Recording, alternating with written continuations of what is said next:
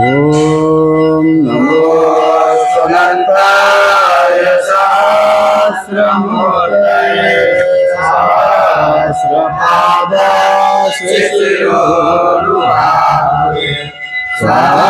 सहस्रनाम्ने पुरुषाय सहस्रकोटि युगधारिणे नमः। नमो कमलनाभाय नमस्ते जलशायिने नमस्ते केशवानंद वासुदेवो नमोस्तुते।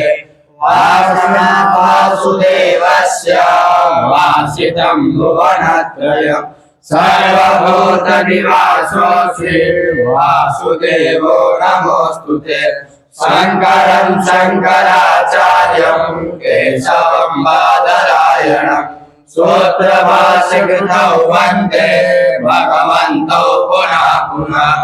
ईश्वरो गुरुरात्मयतिर्मूर्तिभेदविभागिने व्योमभद्रत्वदेहाय दक्षिणामूर्तये नमः। ओम शांति शांति शांति। नारायण।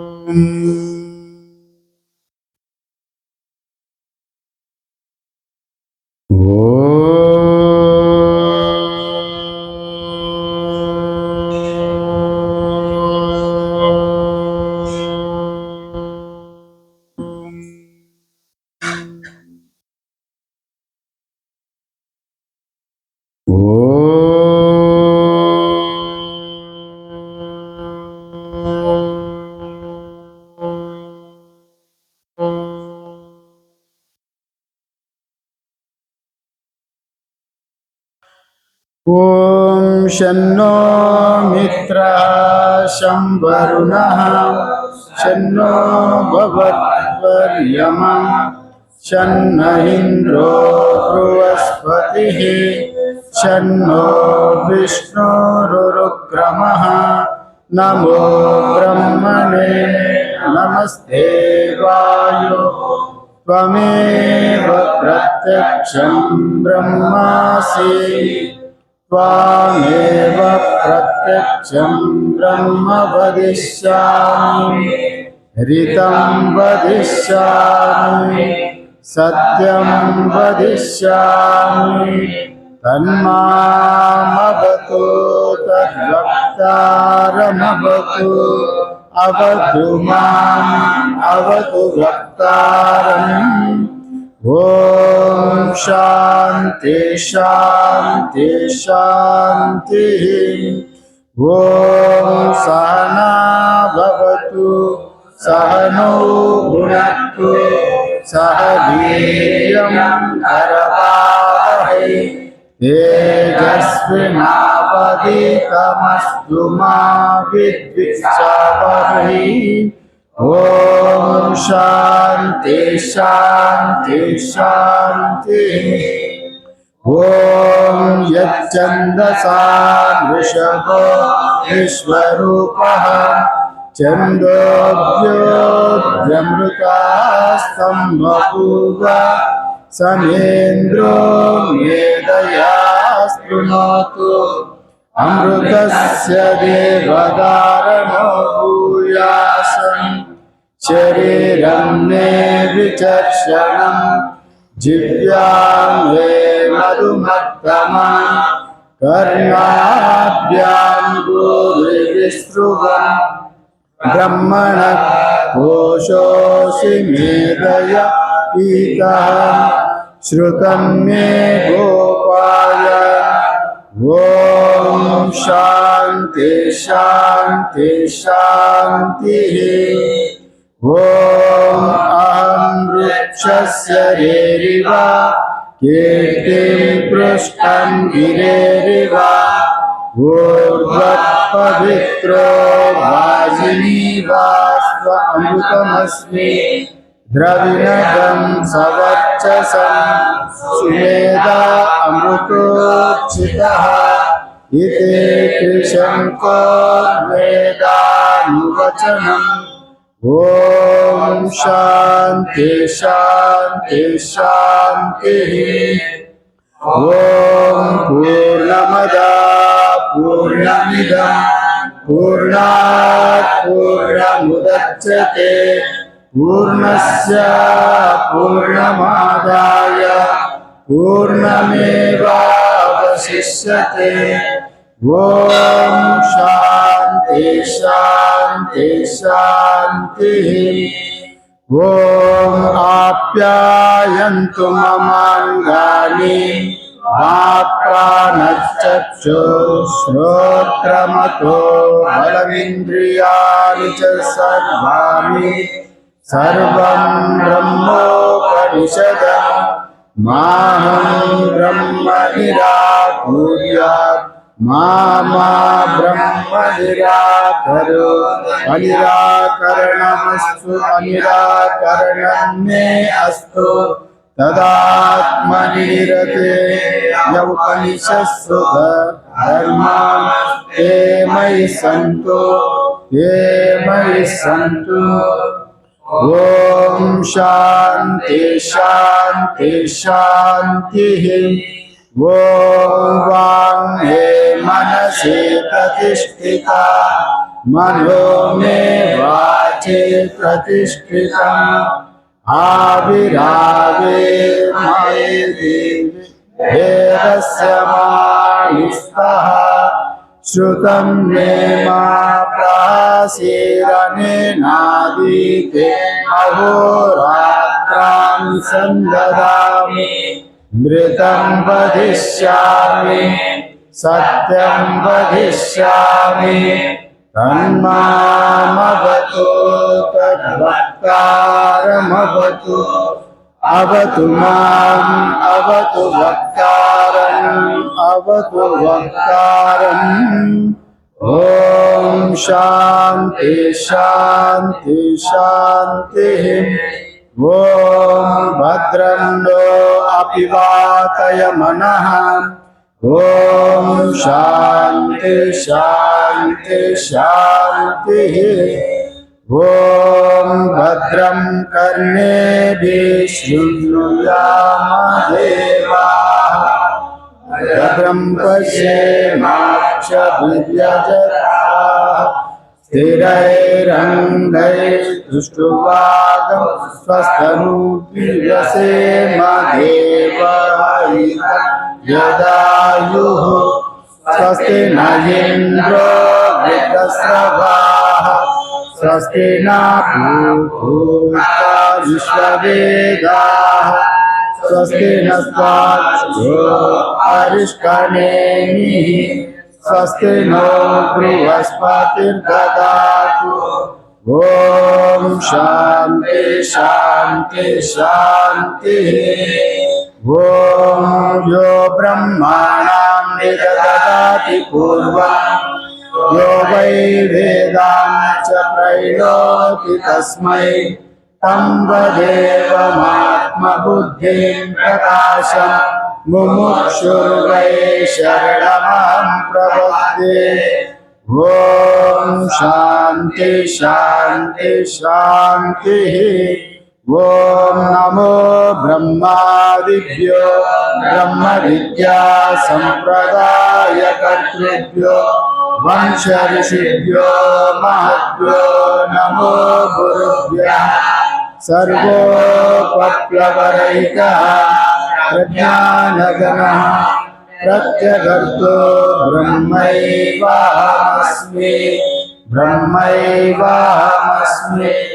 ॐ नारायणं पद्मपदं वसिष्ठं शक्ये च तत्पुत्रपराशरं च व्यासं सुखं गौडपदं महान्तं गोविन्दयोगेन्द्रमहास्य शिष्यं श्रीशङ्कराचार्यमतास्य पद्मा पादं च हस्तामलकं च शिष्यं तं तोटकं वाटिककारमन्यात् अस्माद्गुरुं सन्ततमानतोऽस्मि श्रुते स्मृते पुराणानाम् आलयं करुणालयं नमामि भगवत्पादं शङ्करं लोकशङ्करं शङ्करं शङ्कराचार्यं केशवं बादरायणं सूत्रभाष्यकृतौ वन्दे भगवन्तौ पुनः पुनः ईश्वरो गुरुरात्मेति मूर्तिभेदाविभागिने व्योमवद्व्याप्तदेहाय दक्षिणामूर्तये नमः। ओम शांति शांति शांति। भगवद गीता 11वीं अध्याय 11वीं श्लोक से 20वीं श्लोक तक पाठ करिए। वसुदेवसुतं देवं कंसचाणूरमर्दनं देवकी परमानन्दं कृष्णं वन्दे जगद्गुरुं दिव्यमाल्याम्बरधरं दिव्यगन्धानुलेपनं सर्वचर्यमयं देवम् अनन्तं विश्वतोमुखं दिवि सूर्यसहस्रस्य भवेद्युगपदुत्थिता यदि वा सदृशा सा स्यात् भासस्तस्य महात्मना तत्रैकस्थं जगत्कृष्णं प्रविभक्तम् अनेकदा अपश्यादेव देवस्य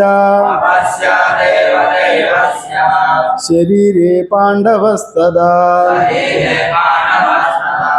तथा सा विस्मयाविष्टो दृष्टरोमा धनञ्जया प्रणम्य शिरसा देवं कृताञ्जलिरभाषत। अर्जुन उवाच पश्यामि देवं स्तव देवदेहे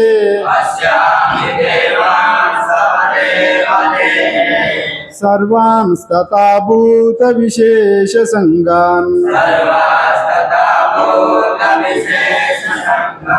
ब्रह्माणमीशं कमलासनस्थं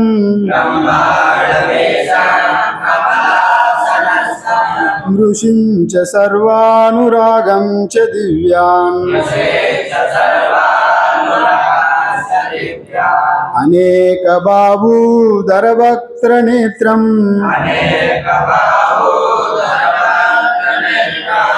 पश्यामि त्वं सर्वतोऽनन्तरूपम्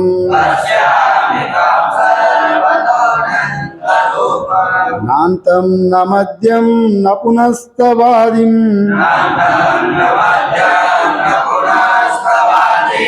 पश्यामि विश्वेश्वर विश्वरूप।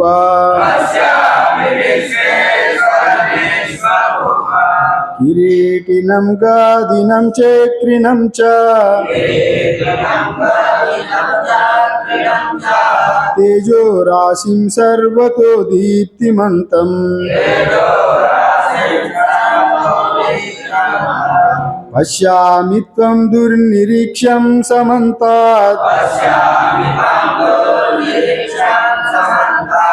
दीप्तानलर्काद्युतिमप्रमेयम् त्वमक्षरं परमं वेदितव्यम् त्वमस्य विश्वस्य परं निदानम् त्वमव्यया शाश्वता धर्मगोप्ता सनातनस्त्वं पुरुषो मतो मे अनादिमध्यन्तमनन्तवीर्यम् अनन्तबाहुं शशिसूर्यनेत्रम् पश्यामि त्वं दीप्तहुताशवक्त्रम् स्वतेजसा विश्वमिदं तपन्तम् द्यावा पृथिव्योरिदमन्तरं ये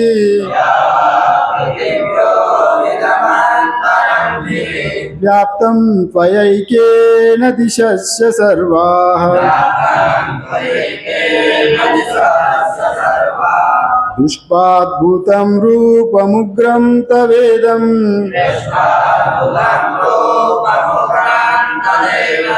लोकत्रयं प्रव्यथितं महात्मन्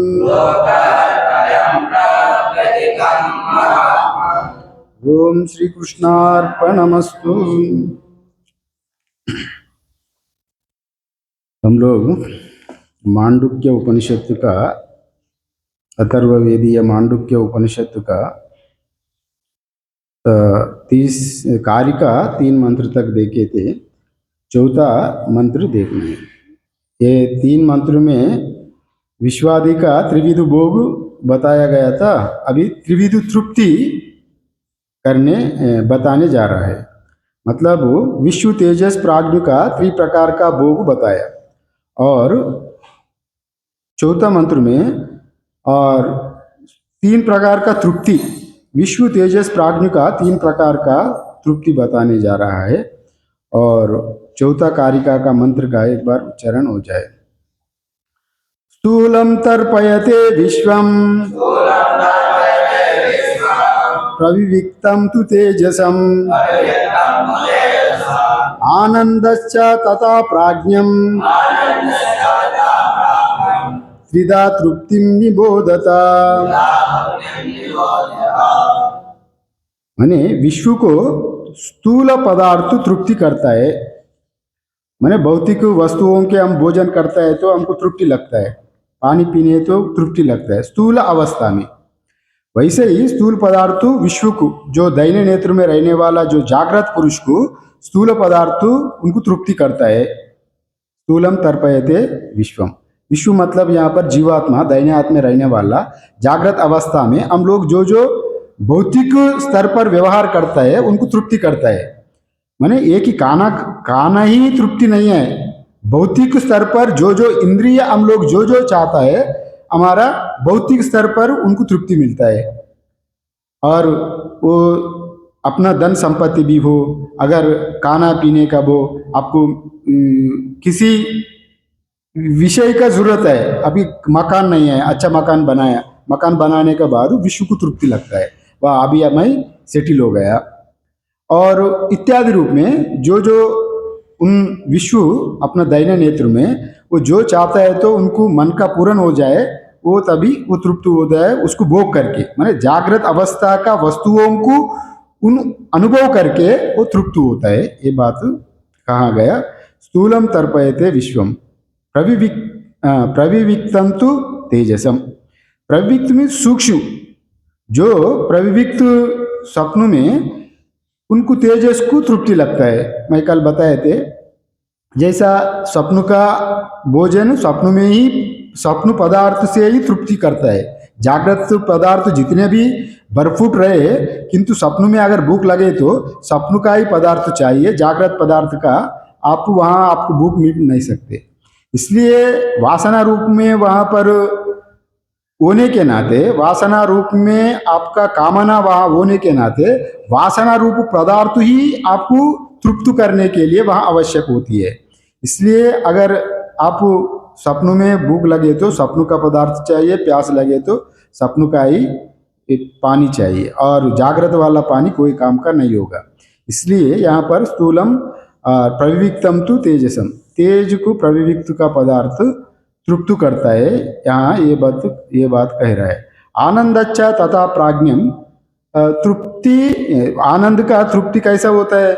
आप जब गैर नींद में है जी, नींद में वो तृप्ति, जब तक आपका नींद पूरा नहीं होगा तब तक आपको तृप्ति नहीं लगेगी।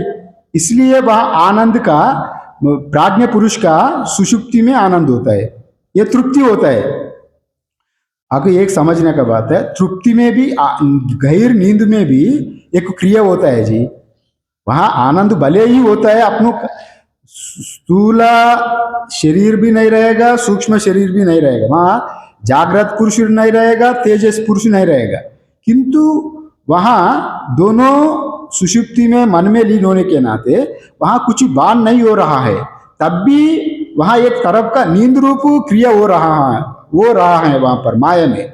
जैसा आप नींद बहुत 12 बजे तक जाग गया और सो गया, गैर 2 बजे आपको आके उठाए तो आपको कैसा लगेगा? अरे मेरा कच्चा नींद से उठाया बोलेंगे ना, मैंने वहां पका हुआ नहीं। नींद जब तक वो आपका क्रिया पूरा नहीं होगा तब तक आप बोलेंगे कच्चा नींद से हमको उठा दिया गया, नींद पूरा नहीं हुआ। मतलब वहां अनजान एक क्रिया हो रहा है नींद में भी। वहां जब तक आपका नींद पूरा हो जाएगा तब तक आपको तृप्ति नहीं लगेगी।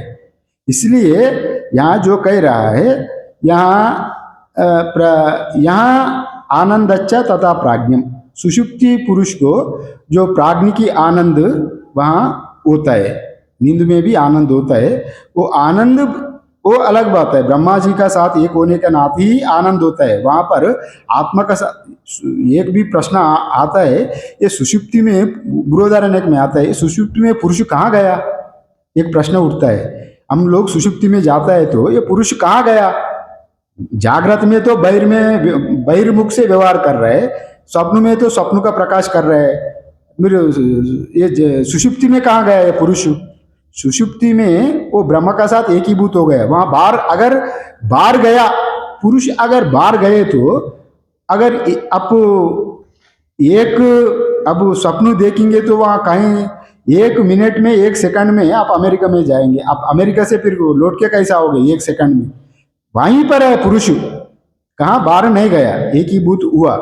इसलिए उपनिषद में कहा गया, सोया हुआ पुरुष को तुरंत उठाना नहीं चाहिए। वैसा कहा जाता है, सोया हुआ पुरुष गैर नींद में उनको धक्का देके जग उठो, वैसा नहीं कहा जाता है।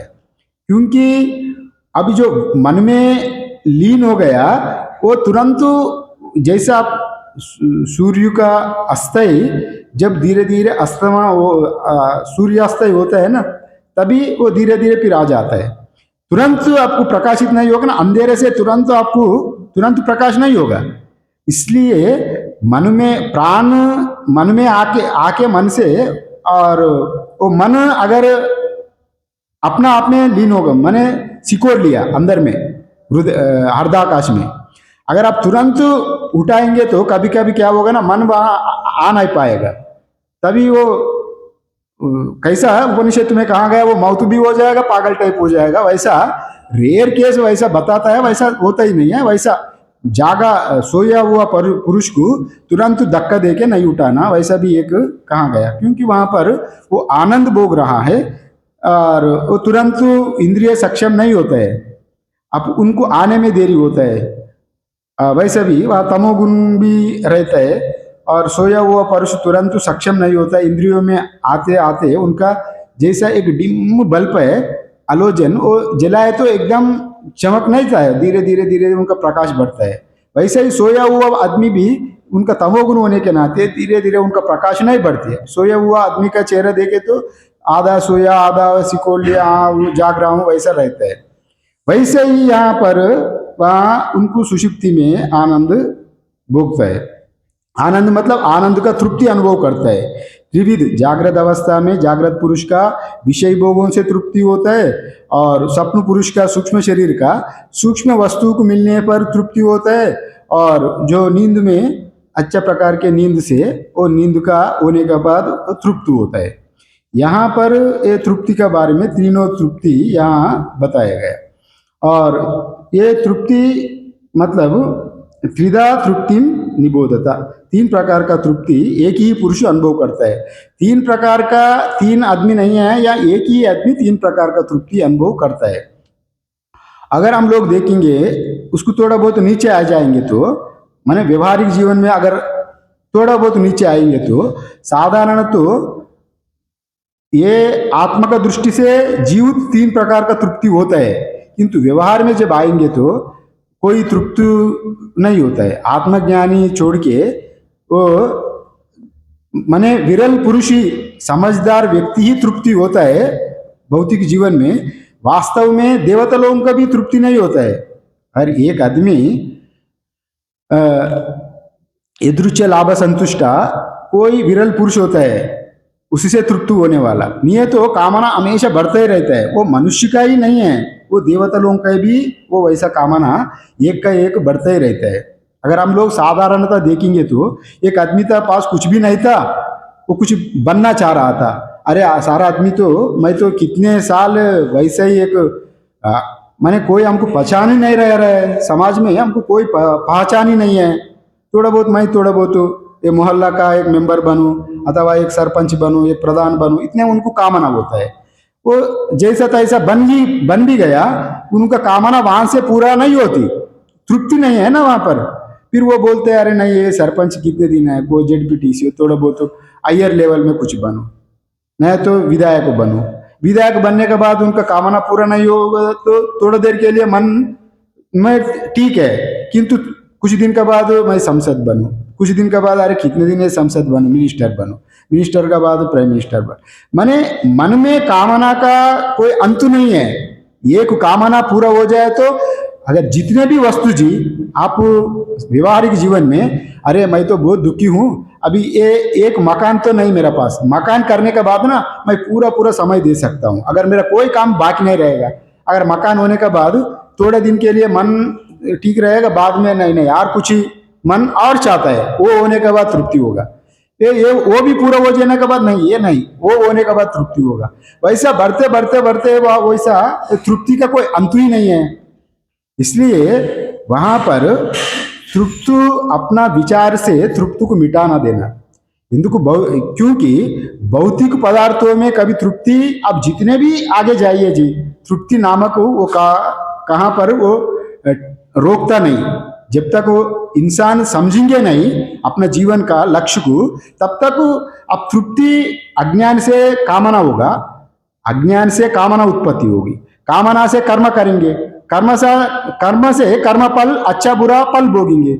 वही अज्ञान काम कर्म ही तृप्ति, ये ही मनुष्य को तृप्त होने नहीं देता है। अगर एक तृप्त आदमी है वो संतुष्ट है, 2 रोटी मिल रहा है भाई बहुत बढ़िया, आनंद हूँ, वो अच्छा जीवन है।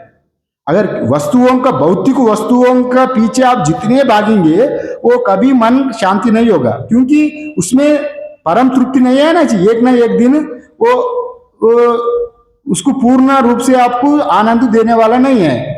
हर एक चीज घटने वाला ही है, बढ़ने वाला नहीं है। इसलिए भौतिक सत्ता से वहां कभी कामना पूर्ति नहीं होगा। ये मनुष्य का जीवन में नहीं है, ये तैत्तरीय उपनिषद में ये कहा गया। देवता लोगों का भी यही हाल है, वहां परिचिन्न है ना, ये मनुष्यानंद, देवगंधर्वानंद, बृहस्पति आनंद, इंद्र आनंद, ब्रह्मानंद इत्यादि रूप में वहां वर्णन किया गया। माने एक बड़े सक्षम व्यक्ति है, उनके पास सब कुछ है, यौवन है, रूप यौवन संपन्न है, धन है। वैसा एक 100 पुरुष का जितने एक राजा टाइप है, सभी सक्षम है। वैसा वाला 100 पुरुष का आनंद एक देवगंधर्व का आनंद का मिलता है। 100 वैसा उत्कृष्ट देवगंधर्व का आनंद एक इंद्र का आनंद मिलता है। 100 इंद्र का आनंद ब्रह्मा का एक आनंद मिलता है। माने 100 ब्रह्मा का आनंद वैसा विष्णु का आनंद, विष्णु का 100 आनंद रुद्र का, शिव का आनंद। वैसे ही ब्रह्म भी, ब्रह्म चाहता है, देवता भी चाहता है हम कभी तक देवता बन के रहूं, इंद्र पदवी हमको मिले तो बड़ा तृप्ति होता हूं मैं। इंद्र पदवी के लिए वो बड़ा कामना करता है। इंद्र भी अगर जितने भी मैं जितने दिन इंद्र का पदवी में रहूं, मैं ब्रह्मा जी का पदवी रहे तो पूरा वही सृष्टि का पालन करता है, ब्रह्म पदवी में रहूं। ब्रह्म भी सोचता है मैं विष्णु पदवी में रहूं, विष्णु सोचता है मैं शिव पदवी में रहूं। वैसे एक का जहां पर भेद रहेगा, अभी वो देवता भी हो मनुष्य हो, जहां भी भेद रहेगा वहां तृप्ति नहीं होगा। एक का ऊपर, हर आदमी चाहता है मैं सबसे ऊपर बने रहूं, ये मनुष्य का और देवता का, हर आदमी का सबसे मैं ऊपर रहूं, एक कामना बने रहता है ना, तृप्त नहीं होगा। ये तृप्ति का बारे में कहा गया, 3 प्रकार का तृप्ति, एक ही इंसान में 3 प्रकार का तृप्ति होता है, ये बात यहाँ पर कहा गया। और त्रिधा तृप्ति निबोधते, और तृप्ति भी 3 तरह का समझना। और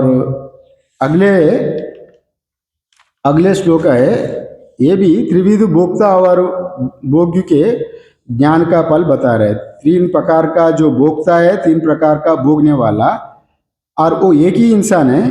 और 3 प्रकार का भोग भी वही है, विषयी और विषयी।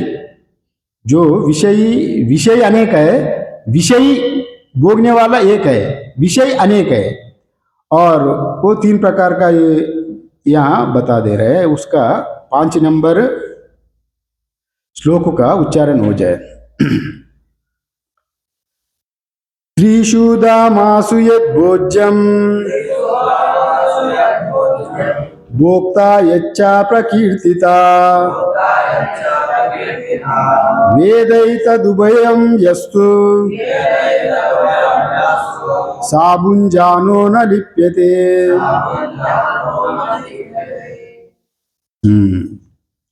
माने वेदैतद उभयम यस्तु मीन्स जो भोग्य और भोक्ता को, जो भी बोझ होता है जी, वो जड़ होता है। जड़ पदार्थ को चेतन पदार्थ भोगता है, भोज्य पदार्थ जड़ पदार्थ को चेतन पदार्थ भोगता है, वो विषयी बोलता है। भोगने वाला भोज्य पदार्थ को विषय बोलता है, जो भोगता है वो विषयी है।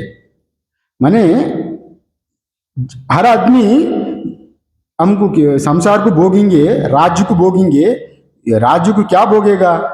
जड़ू वस्तुओं को चेतन भोगेंगे। एक राजा है जी, उनका राज्य को भोग रहा है, घोड़ा गाड़ी धन संपत्ति, इतने जमीन है, इतने राज्य है। वो इतने राज्य इतने विस्तार, वो क्या है? जड़ है। जड़ पदार्थ को चेतन भोग रहा है, चेतन विश्व रूप में वो चेतन भोगता है। इसी का ही यहाँ पर कह रहा है, जागृत स्वप्न और सुषुप्ति, इन तीनों स्थानों में जो भोज्य और भोक्ता बतलाए गए, ये 3 प्रकार का भोक्ता है। और त्रिषु दामासु मतलब से ये 3 दाम, यहाँ दाम मतलब यहाँ पर हम लोग तो मकान को भी दाम कहता है, ये आनंद दाम है, ये मुक्ति दाम है, ये इत्यादि रूप में दाम कहता है। माने स्थान, दाम मतलब एक स्थान, स्थान को दाम कहा गया। यहाँ पर त्रिषु दाम मीन्स जागृत स्थान और स्वप्न स्थान, सुषुप्ति स्थान। यहाँ दाम मीन्स वैसा। त्रिषु दामासु यद भोज्यम भोक्ता यच्चा प्रकीर्तिता। हर 3 स्थानों में जो भोज्य है और भोक्ता बतलाए गए हैं। भोज्य और भोक्ता 3 प्रकार का यहाँ बताया गया।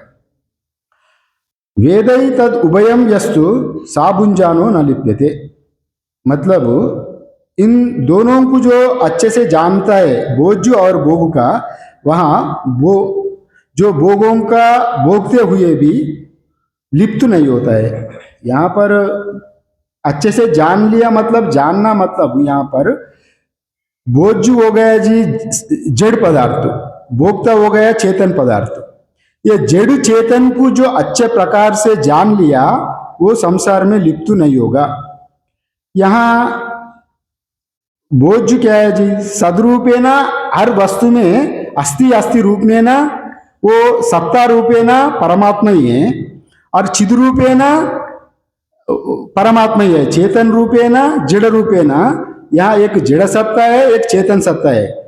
ये बताने के लिए है, वह सत्ता दो रहता नहीं, परमात्मा दो नहीं रहता है, क्योंकि हम लोग जड़ को भी अनुभव कर रहे हैं, चेतन को भी हम लोग देख रहे हैं। इसलिए ये जड़ सत्ता चेतन सत्ता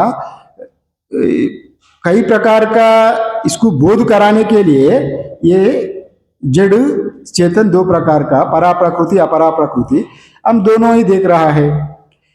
जो चेतन जीव जड़ पदार्थों को भोगता है, जड़ पदार्थ को जो भोग रहा है, अभी ये दोनों को जान लिया, ये जड़ और चेतन दो अलग नहीं है, वो एक ही है, तभी वो लिप्त नहीं होता है उनको ना।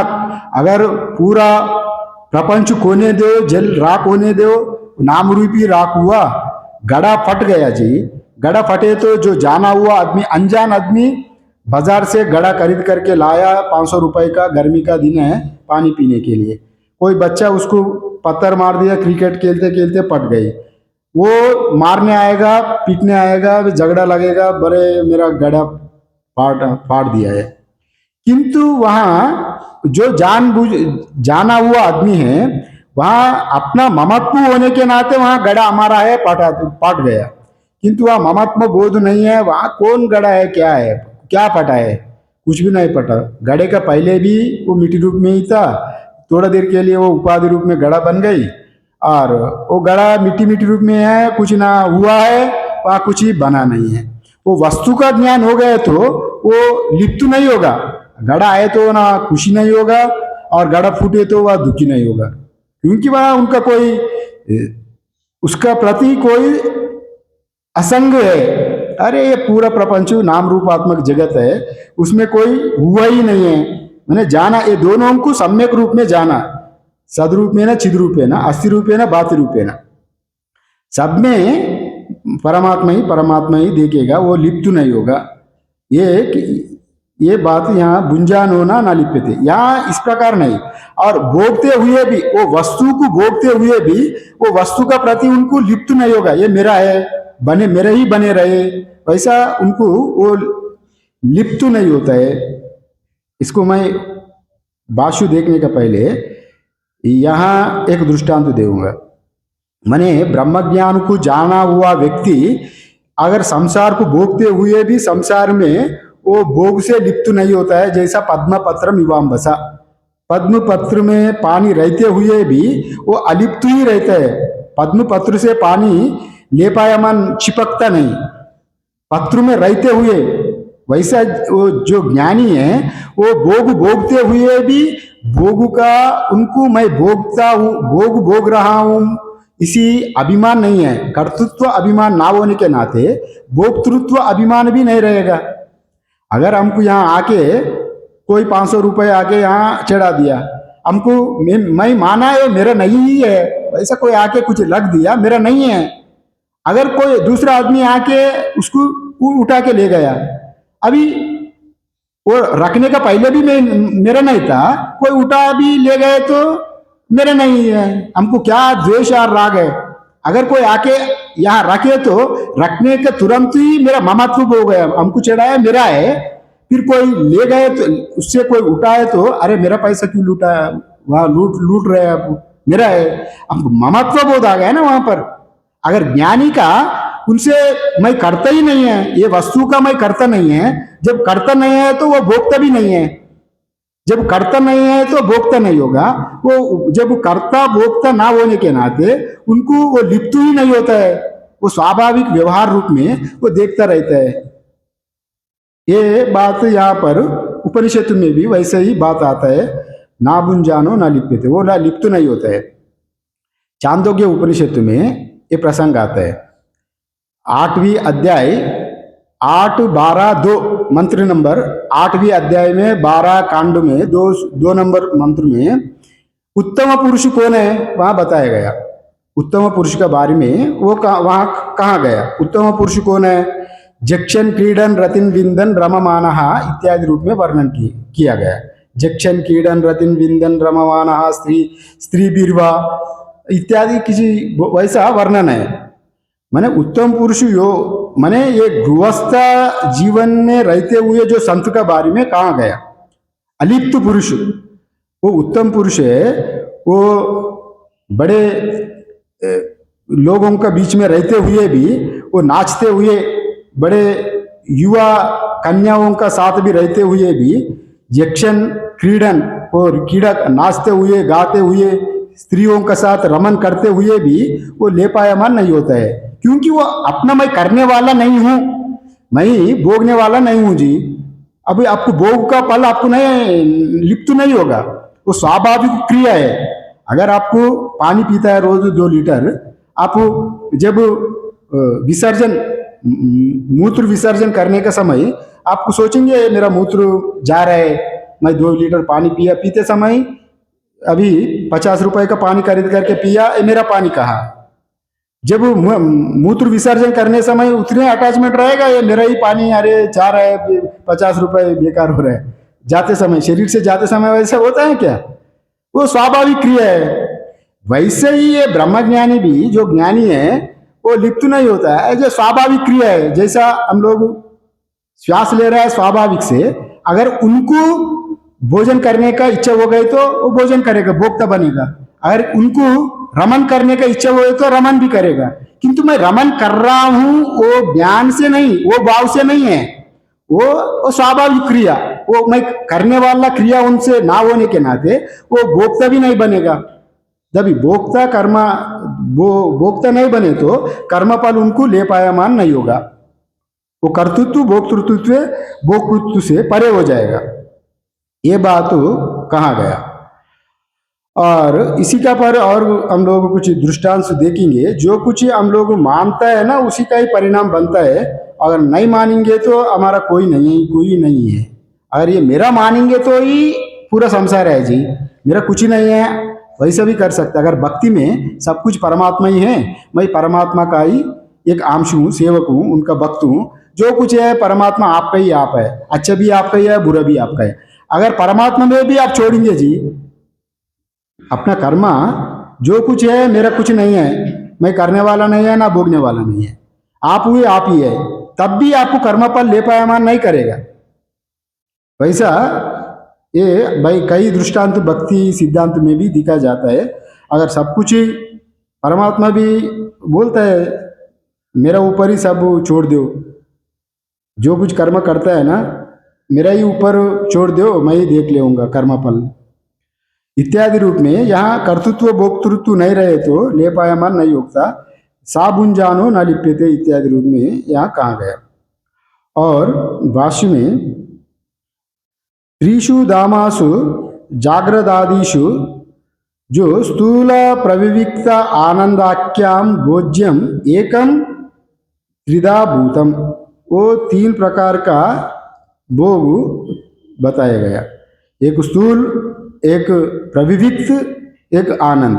माने स्थूल हम लोग जागृत में स्थूल भोगता है, और स्वप्न में तेजस रूप में सुषुप्ति में सूक्ष्म भोग प्रविविक्त भोगता है, और सुषुप्ति में आनंद का भोगता है। ये 3 प्रकार का ये बताया गया।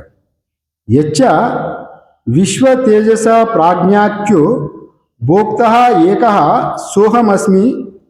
सोहमस्मि इत्येकत्वेन प्रतिसंधानात्। माने यहाँ विश्व तेजस प्राज्ञ को भोगते हुए भी ये तीनों ही मैं हूँ, सोहम अस्मि, सा अहम अस्मि। जागृत में रहने वाला भी मैं हूँ, स्वप्न में रहने वाला भी मैं हूँ, सुषुप्ति में रहने वाला भी मैं हूँ। वो तीनों का ज्ञान उनको सोहम अस्मि रूप में जानता है। तथा सोहम अस्मि इत्यादि रूप में उनको जानता है। द्रष्टत्व अविशेषाच्च प्रकीर्तितः, वहाँ तीनों का दृष्टा बन के रहते हैं, जागृत को जानने वाला भी, स्वप्न को भी जानने वाला, सुषुप्त की जानने वाला।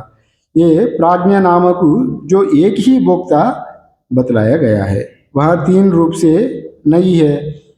इसको ये बताते हुए और ये पूर्वार्थ है, अभी उत्तरार्थ में उसका बारे में बता रहा है। यो वेदै तत् उभयम भोज्य भोक्तृत्वया अनेकदा भिन्नम सा भुंजानो ना लिप्यते। वह अनेक यह 3 प्रकार का जो भोज्य से वो भोक्ता लिप्त नहीं होता है। वस्तु तो तीन में भोग हो रहा है, जागृत में, स्वप्न में, सुषुप्ति में। वो एक होने के नाते वो तीन प्रकार का जानकारी उनको हुआ है और वो तीनों को जाना है। तीनों में वो रहने वाला मैं ही हूँ।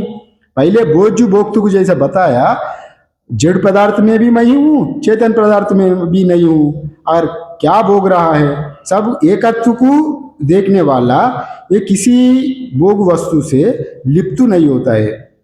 ये बात कहा गया। जैसा उदाहरण में भोग करते हुए भी लिप्त नहीं होता है।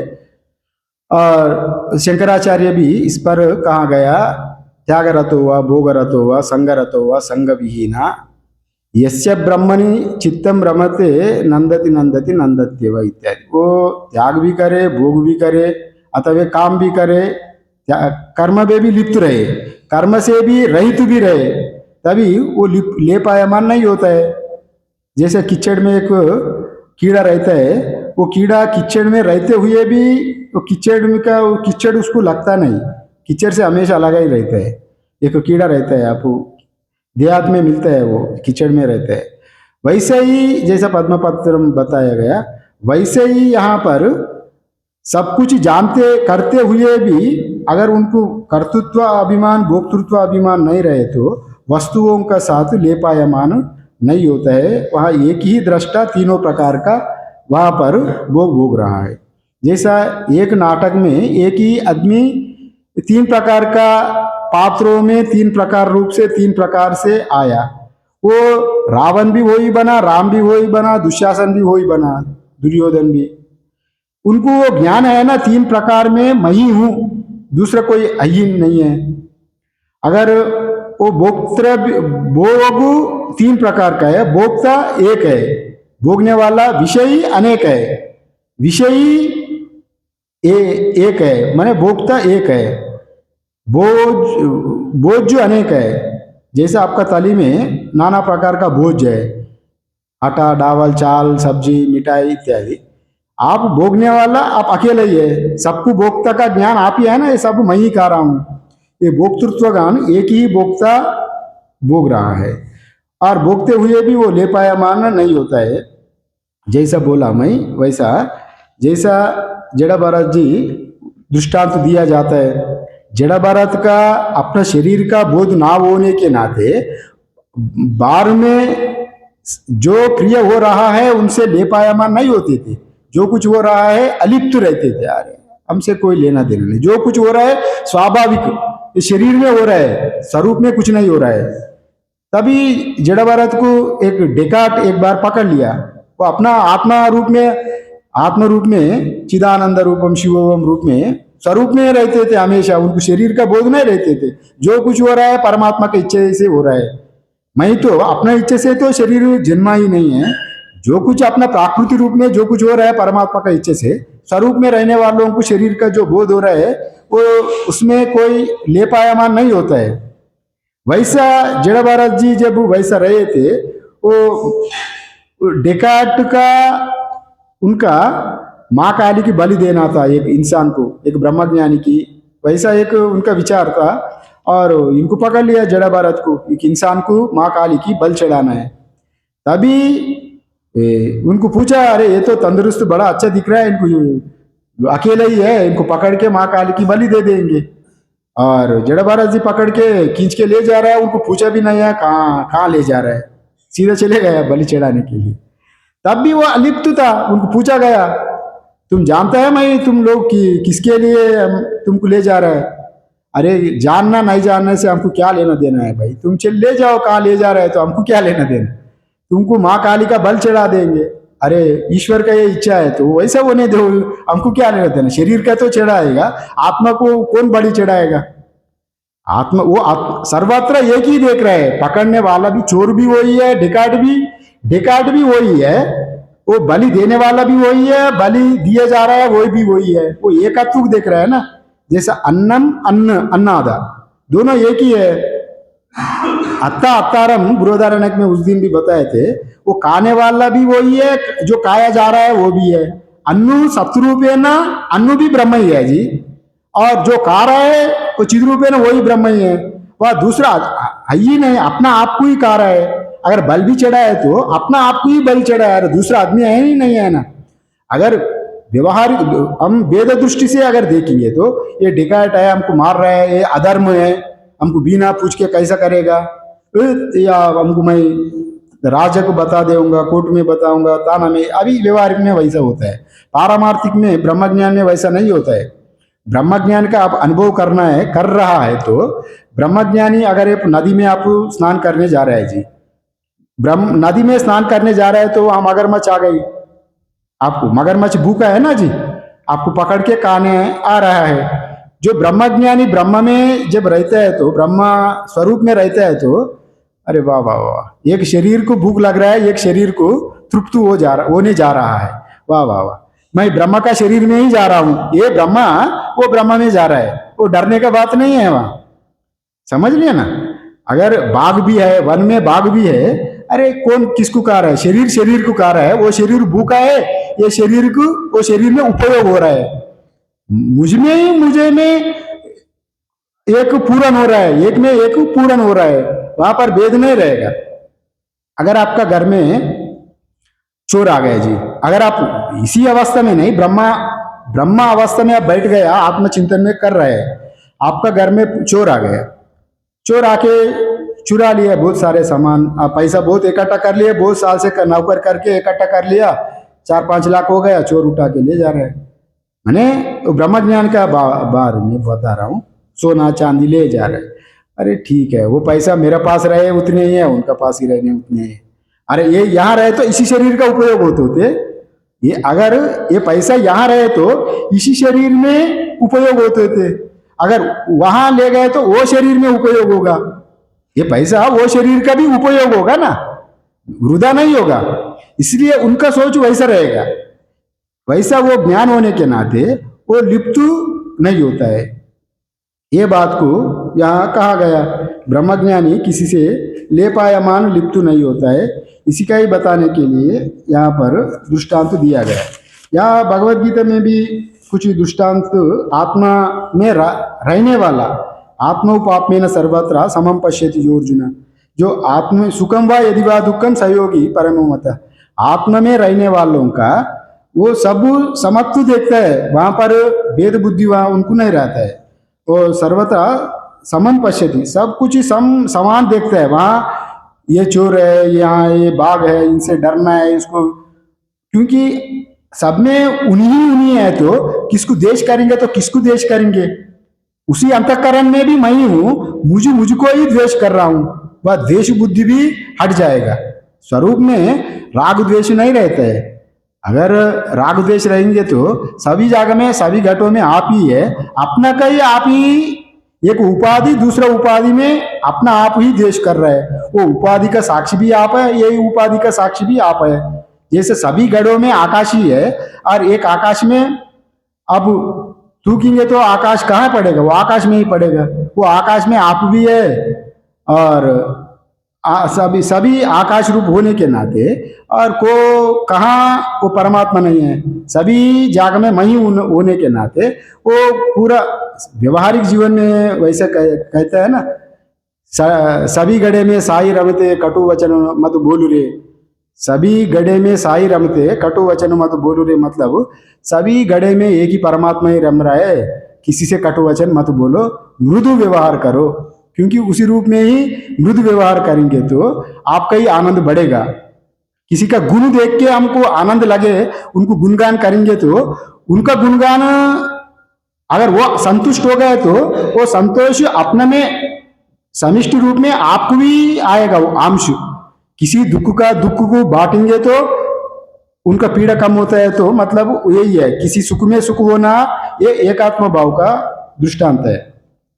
इसलिए यहाँ पर ये बताया गया, यहाँ दोनों जो विश्व तेजस प्राज्ञा भोक्ता एक ही, सोहमिति एकत्वेन प्रति संधानात् दृष्टत्व अविशेषाचा प्रकृतिता, वो दृष्टा एक ही है, यहाँ पर कोई अलग नहीं है। यो वेदा एतत् उभयम भोज्य भोक्तृत्वदया अनेकदा अभिन्नम सा भुंजाना न लिप्यते, वो अभेद होने के नाते अनेक तरह का भोगते हुए भी अगर वो ज्ञान रहे तो वो लिप्त नहीं होगा। मतलब वो समस्त बोझ एक ही है, भोक्ता एक ही भोक्ता त्रिविध बोझ को भोग रहा है। ये बात यहाँ पर दोनों भोक्ता और बोझ को जो जानता है वह भोक्ता हुआ भी लिप्त नहीं होगा। ये बात को यहाँ पर सिद्ध कर रहा है। जैसा उस पुरुष का जहां भोक्तृत्व अभिमान जो मैं भोग रहा हूं इत्यादि रूप में अगर उनको लिप्त नहीं हो जाए तो वो किसी से लेपायमान नहीं होता है, क्योंकि वहां का कर्तृत्व भोक्तृत्व अभिमान रहे तो वो सब कुछ एक ही जैसा देखता है। जैसा सुखदेव जी है, उनको कोई अभिमान ही नहीं। सुखदेव जब जन्म में मात्र गर्भ में 16 साल तक रहा, वैसा क्योंकि वो आना नहीं चाहते थे, बाहर आए तो माया पकड़ेगी, माया का चक्कर में नहीं पड़ना। व्यास जी ने उनको प्रार्थना किया, ये पुत्र तुम ये मायातीत है, हम जानते हैं तुम मायातीत है, माया से माँ का गर्भ से आ जाओ। जब सुखदेव माँ गर्भ से आके प्रपंच देख के ही वो जंगल का तरफ भागने लगा। 16 साल का था, नंगा दड़ंग नंग था। वैसे ही जैसे मातृ गर्भ से आया, युवा अवस्था में था, बड़ा सुंदर चेहरा। सुखदेव जब जा रहा था जंगल की ओर, वहाँ गोपियाँ नग्न स्नान कर रहा था तालाब में। वो लोग भी अलिप्त था। सुखदेव एक यंग लड़का नंगा जा रहा है, उनको शर्म भी नहीं आई, क्योंकि सुखदेव का अंदर में वो कोई ना कामना, जहाँ मन में कामना रहे तो काम ही दिखता है जी। जिसका मन में कामना रहेगा वो काम ही दिखता है, और कामना नहीं रहे तो काम ही नहीं दिखता है। छोटा बच्चा है, उनको कामना का अभिव्यक्त नहीं हुआ, वो किसी छोटा बच्चा 2 साल 3 साल का किसी का भी नग्न देखे तो उनको कोई कामना अभिव्यक्त ना होने के नाते काम नहीं दिखता है। ब्रह्मज्ञानी भी सर्वत्र उनको काम ही नहीं है, वो सर्वत्र एक ही देखता है, ना स्त्री है ना पुरुष है, वो इंद्रियों को नहीं देखता है, तभी उनको काम उत्पन्न नहीं होगा। तभी वो ब्रह्मज्ञान लीन से वो सब कुछ एक जैसे ही देखते हैं, अपना स्वरूप में ही अपना जा रहा है। तभी गोपियाँ भी वो निर्वस्त्र डरा नहीं उनसे। वो जानता है, वे ही जानता है इनको स्त्री पुत्र से कोई ऊपर है, उनको दिखता ही नहीं है। मैं नंगा ना रहा है, उनको वो भाव भी नहीं है, तभी डरेगा ही नहीं। वैसे भी हम साधारण अवस्था में अब अपनो जड़ जैसे सो गया, आपका ऊपर सांप भी है, आप कुछ स्थिर रहा, आप कुछ नहीं, आप नहीं डरे तो वो भी कुछ ना आपको कुछ नहीं करेगा। वैसे ही यहाँ पर फिर पीछे से पिताजी व्यास जी दौड़ने लगा, ये पुत्र तुम अनेक दिन का बाद जन्म हुआ, कहाँ जाग रहा है जंगल की ओर, आ जाओ आ जाओ। फिर व्यास जी की देखे गोपियाँ वस्त्र धारण किया, और व्यास जी के आश्चर्य लगा, अरे मेरा पुत्र युवा है, नंगा है, दौड़ रहा है, तो उनको देख के तुम लोगों को शर्म नहीं आई? फिर हमको बूढ़ा आदमी सफेद दाल पक गई, मैं हमको देख के क्यों शर्म आया? देखो व्यास जी, आपसे तुलना से आपका पुत्र ये ब्रह्मज्ञ पुरुष है, वो अनेक उत्कृष्ट, उनको ये स्त्री पुरुष भेद भी नहीं है, उनको उनसे क्या डरूं? आपसे ये स्त्री है पुरुष है, वो भेद आपसे है, इसलिए हम लोग लज्जित हो गया इत्यादि रूप में वो ब्रह्मज्ञानी का विषय में वो लिप्त नहीं होता है। ये बात यहाँ कहा गया।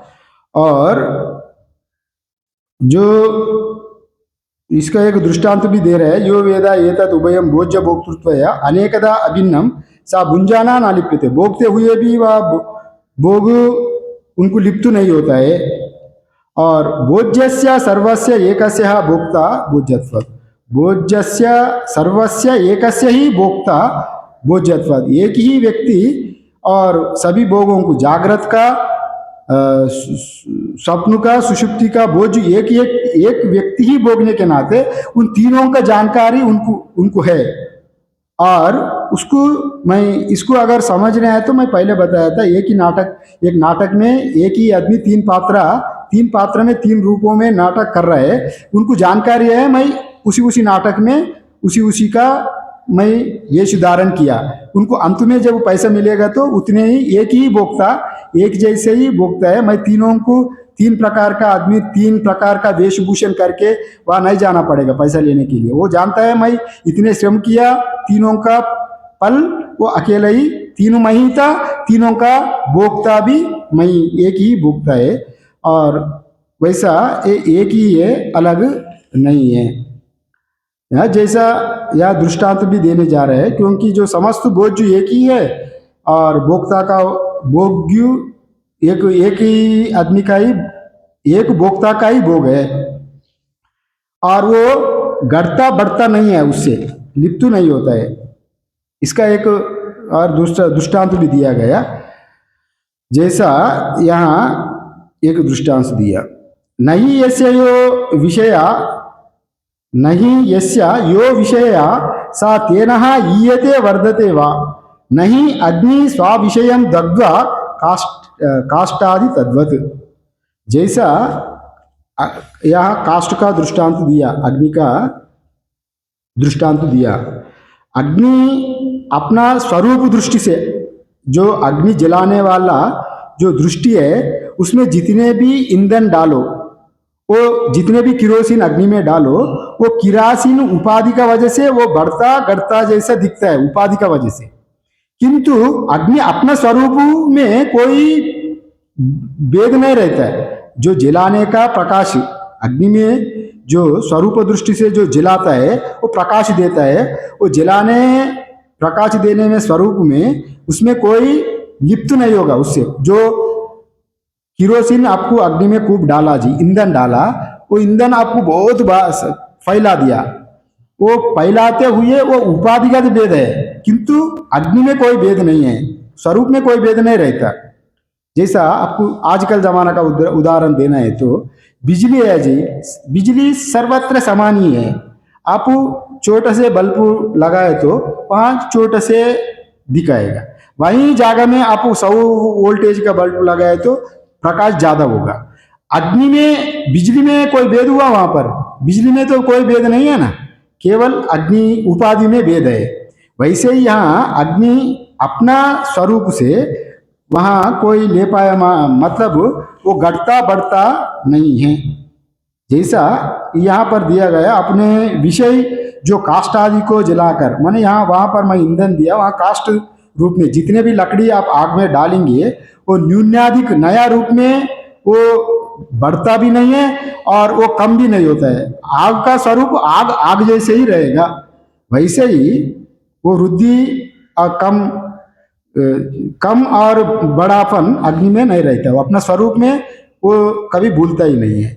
इसलिए यहाँ पर जो ब्रह्मज्ञानी पुरुष है वो अलिप्त होने के नाते वह किसी से यहाँ बढ़ता नहीं है ना घटता नहीं है, सब वो एक जैसे ही रहता है। यहाँ ये बात को यहाँ कह रहा है, एक जैसा कैसा रहता है, केवल वह बताया गया अहम अस्मि, अभेद दृष्टि से अहम अस्मि ज्ञान वो रहता है उनको। मैं ही हूँ, जड़ में भी मैं हूँ, चेतन में भी मैं हूँ, भोक्त में भी मैं हूँ, भोजन में भी मैं हूँ। जैसा अहमन्नम अहमन्नम अहमन्नम अहमन्नादो अहमन्नादो अहमन्नादा, वो सामा गीत गाता है तैत्तिरीय उपनिषद में, अन्नु भी खाने वाला भी मैं हूँ, काया जो खाया जा रहा है भोजन भी मैं हूँ। वह दोनों को एकत्व बोध हो गए तो वह वो किसी से क्या लिप्त होगा। इसी बात को यहाँ पर कहा गया था, गीता में भी कहा गया, यहाँ युंजन एवं सदात्मानम योगी विगत कल्मश इत्यादि रूप में।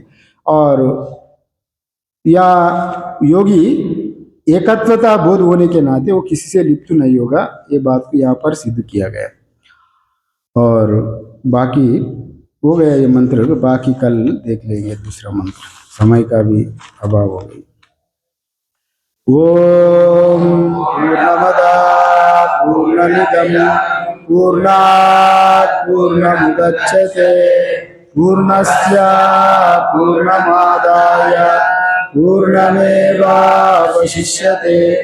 ओम शांति शांति शांति। शंकरं शंकराचार्यं केशवं बादरायणं सूत्रभाष्यकृतौ वन्दे भगवन्तौ पुनः पुनः। ईश्वरो गुरुरात्मेति मूर्तिभेदाविभागिने व्योमवद्व्याप्तदेहाय दक्षिणामूर्तये नमः। ओम शांति शांति शांति। हरि ओम नारायण।